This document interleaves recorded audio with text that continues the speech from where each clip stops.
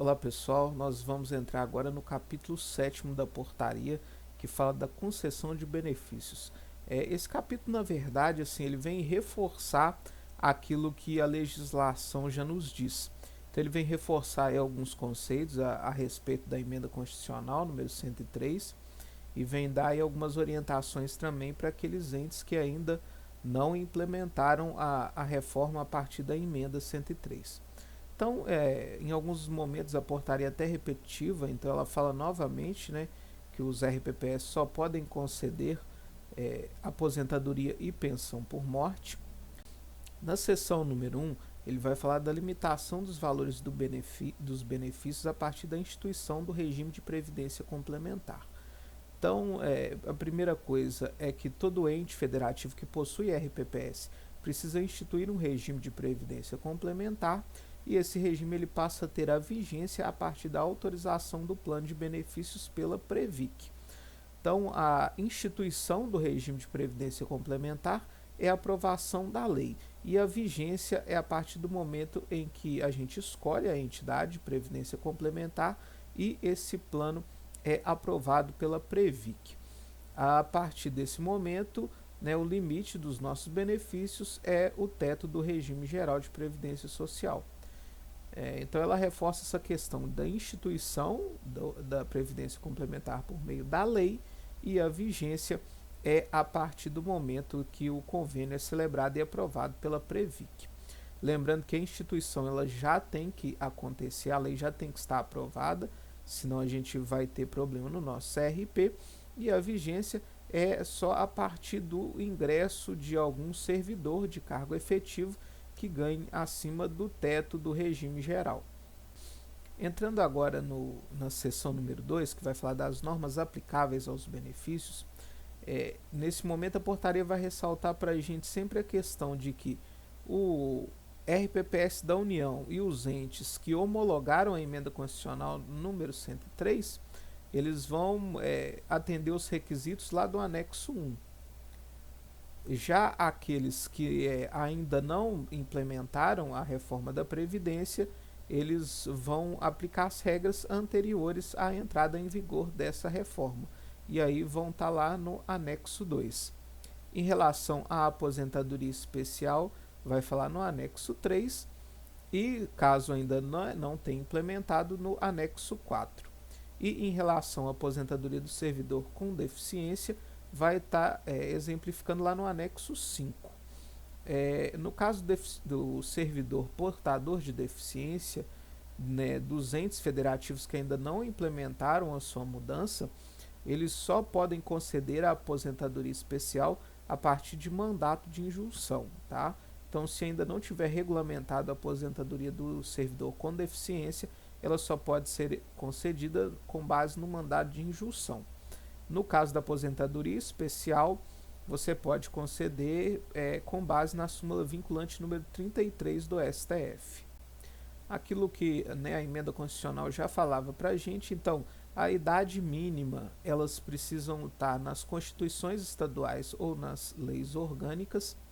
Em relação ao tempo de contribuição, aposentadoria especial para as funções do magistério, do servidor com deficiência, ou para os agentes, para servidores expostos a agentes químicos, físicos e biológicos prejudiciais à saúde, isso vai vir em lei complementar.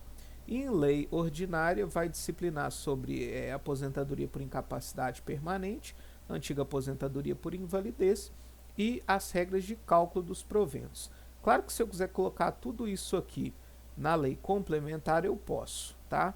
Mas a emenda constitucional traz essa separação, que a idade mínima tem que vir na lei orgânica e os demais na lei complementar ou lei ordinária. Falando agora da pensão por morte, né, aí ela vai falar que a gente precisa estabelecer o tempo de duração dos benefícios e as cotas individuais para cada dependente e que não pode ser estabelecido pensão inferior a um salário mínimo. A portaria vem, né, reforçar aquilo que a Constituição já veda, é que a aposentadoria compulsória, diferente daquela que é implementada por lei federal, que é de 75 anos, e que sejam adotados critérios diferenciados para a mesma categoria de servidores, e que todo servidor tem que cumprir os requisitos de tempo e idade. Você não pode estabelecer só tempo de contribuição, tem que ter requisito de tempo e idade, algo que a Constituição já traz desde a emenda 20 de 98. Falando da seção 3, que é a regra de acumulação de benefícios, né, é vedada a acumulação de mais de uma pensão por morte. A exceção são aqueles casos que já são acumuláveis perante a lei, e na hipótese de acumulação de dois benefícios, né, a gente vai ter que aplicar aqueles redutores.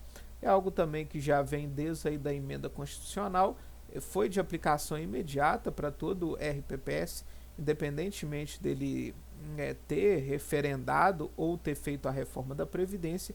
Essa redução da pensão por morte, quando o beneficiário já acumula algum benefício previdenciário, ela já é de aplicabilidade imediata. Na seção 4, falando agora das disposições gerais sobre os benefícios, né, a gente segue aquela regra, né, que a data de investidura mais remota entre as ininterruptas é que a gente vai considerar para ingresso do servidor, né, no serviço público, e que os tempos de exercício de mandato eletivo cedido com ou sem ônus para o cessionário, órgão da administração direta ou indireta do mesmo ente ou de outro ente federativo, ou até mesmo afastamento ou cessão com remuneração, são contados como tempo efetivo. E a partir do momento da aposentadoria, seja ela pelo regime próprio ou pelo regime geral, acontece a vacância do cargo, e que só pode haver desaverbação de um tempo já averbado se esse tempo averbado não oferecer nenhuma vantagem remuneratória para o servidor. O artigo 171 vai falar das vedações.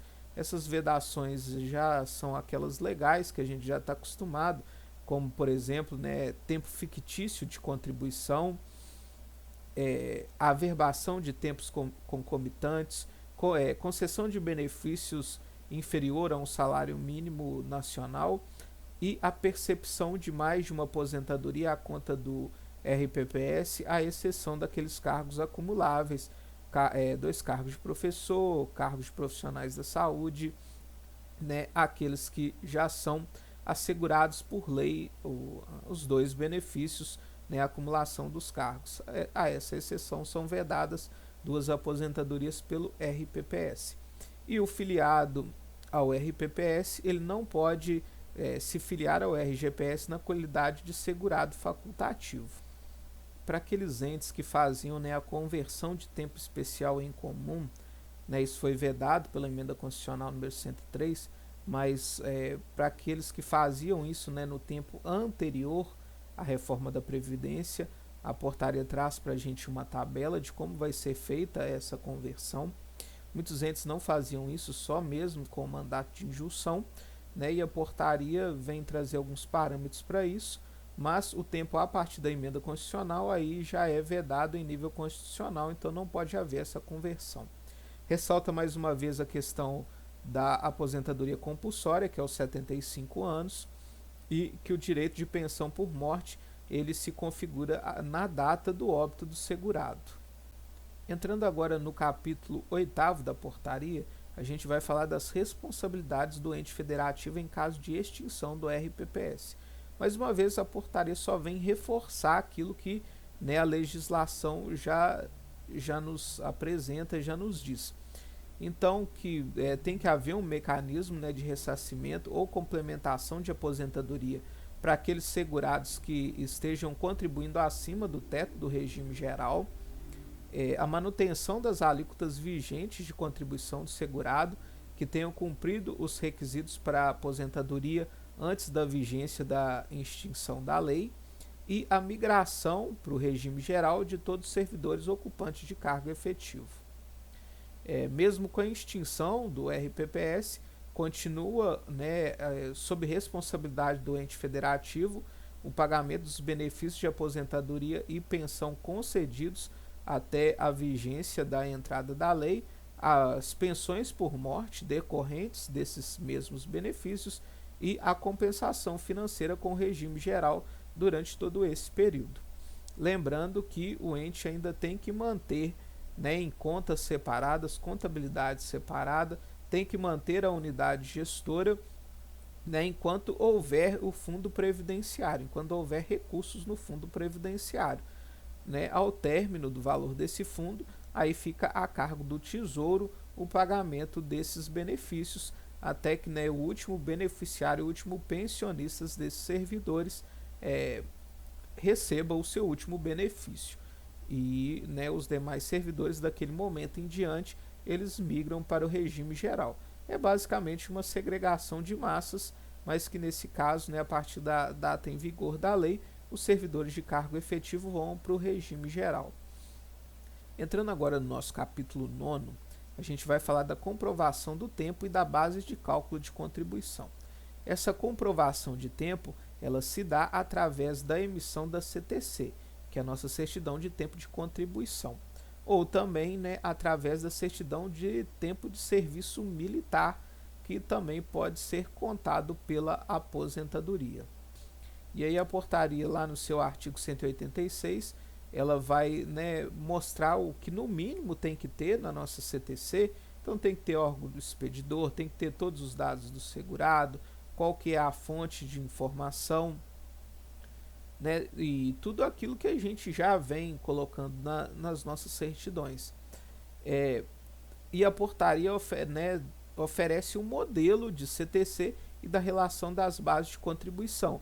Esses modelos estão lá nos nossos anexos 9 e 10. E também, né, permite aí que pode ser emitida CTC a partir de assinatura eletrônica, adotando o certificado digital. Em relação à aposentadoria especial, né, exercida em condições especiais, isso tem que ser discriminado de data a data em um campo próprio da CTC, conforme lá no modelo do anexo 9. Não pode ser feita a conversão em tempo comum, mas você vai discriminar qual o tempo que é sobre atividade especial. A portaria fala da necessidade também, né, da certidão para averbação ser emitida em duas vias, uma que vai ficar no processo de averbação e outra que vai ser arquivada, né, na unidade gestora ou no responsável por emitir essa certidão de tempo de contribuição, para se manter o controle né, das certidões. Lembrando que a certidão ela precisa ter uma numeração única. Aí a gente entra nas partes, né, na parte das vedações em relação à emissão de CTC. Então a gente sabe que não pode ser emitido mais CTC do tempo em que, né, mesmo trabalhando no ente, mas que a contribuição foi para o regime geral.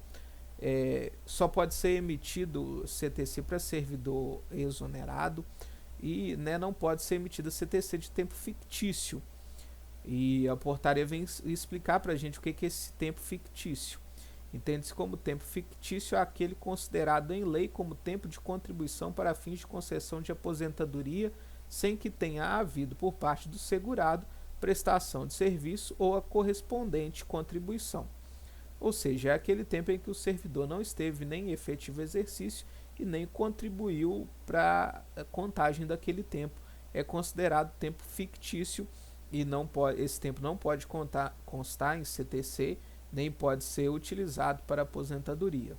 A portaria traz no seu artigo 201 a necessidade de tanto do INSS quanto dos entes federativos disponibilizarem as certidões de tempo de contribuição por meio digital, para que possa ser comprovada a veracidade dessas certidões pelo órgão que recebe essa CTC.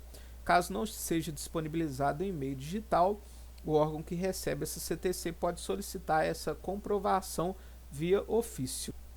A portaria traz também um modelo de declaração lá no anexo 12, que vai ser fornecido pelos entes federativos aos servidores, né, cargo de livre nomeação e exoneração, os cargos comissionados, e aos servidores titulares de cargo público, função pública, que recolhem para o RGPS, para eles poderem levar isso até o regime geral e poderem emitir a sua certidão através do INSS.